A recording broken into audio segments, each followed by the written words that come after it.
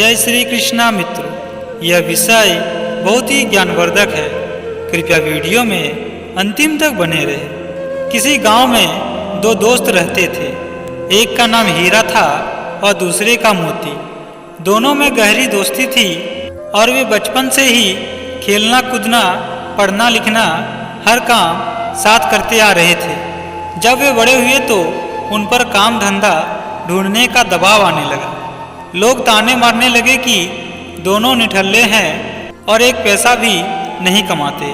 एक दिन दोनों ने विचार विमर्श करके शहर की ओर जाने का फैसला किया। अपने घर से रास्ते का खाना पीना लेकर दोनों भोर होते ही शहर की ओर चल पड़े। शहर का रास्ता एक घने जंगल से होकर गुजरता था। दोनों एक साथ अपनी मंजिल की ओर चले जा रहे थे। रास्ता लंबा था, सो उन्होंने एक पेड़ के नीचे विश्राम करने का फैसला किया।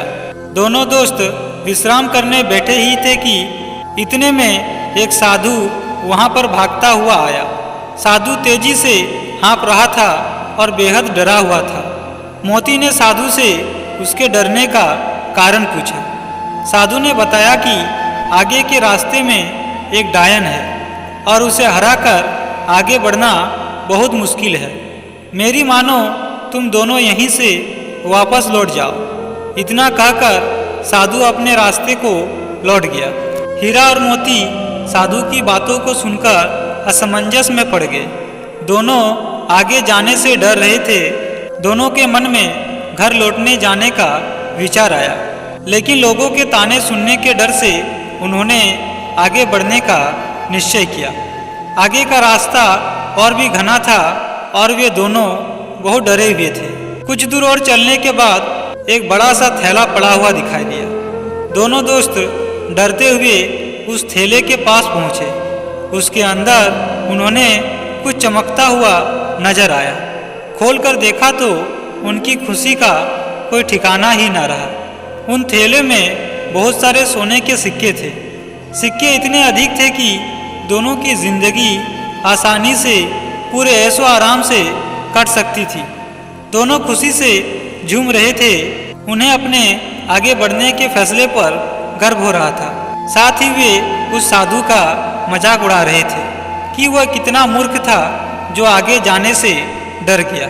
अब दोनों दोस्त ने आपस में धन बांटने और साथ ही भोजन करने का निश्चय किया। दोनों एक पेड़ के नीचे बैठ गए।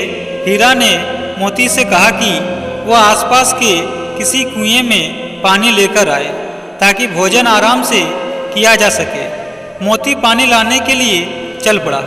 मोती रास्ते में चलते चलते सोच रहा था कि अगर वो सारे सिक्के उसके हो जाए तो वह उसका परिवार हमेशा राजा की तरह रहेगा।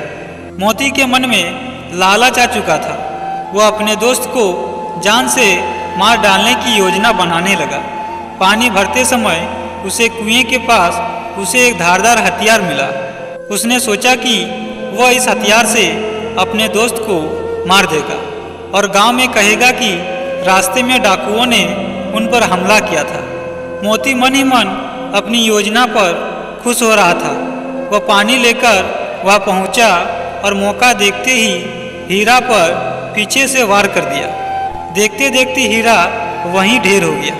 मोती अपना सामान और सोने के सिक्के से भरा थैला लेकर वहां से वापस भागा।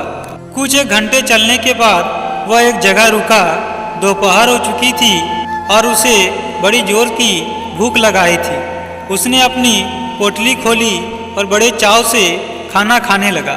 लेकिन ये क्या, थोड़ा खाना खाते ही मोती के मुंह से खून आने लगा और वो तड़पने लगा।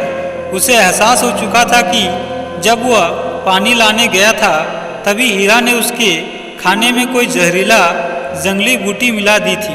कुछ ही देर में उसकी भी तड़प तड़प कर मृत्यु हो गई। जब दोनों दोस्त मृत पड़े थे और वो थैला यानी माया रूपी डायन जस का तस पड़ा हुआ था। जी हाँ दोस्तों, उस साधु ने एकदम ठीक कहा था कि आगे डायन है। वह सिक्के से भरा थैला उन दोनों दोस्तों के लिए डायन ही साबित हुआ।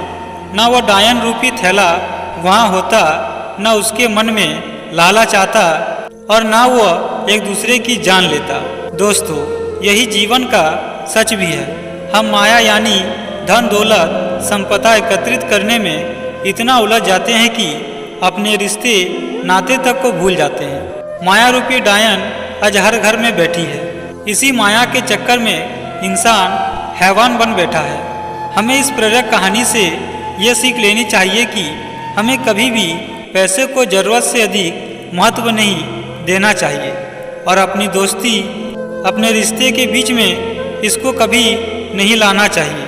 और हमारे पूर्वज भी तो यह कह गए, माया के चक्कर में दोनों गए, ना माया मिली ना राम। हमें हमेशा माया के लोभ व धन के लालच से बचना चाहिए और ज़्यादा ना सही पर कुछ समय भगवान की आराधना में जरूर लगाना चाहिए।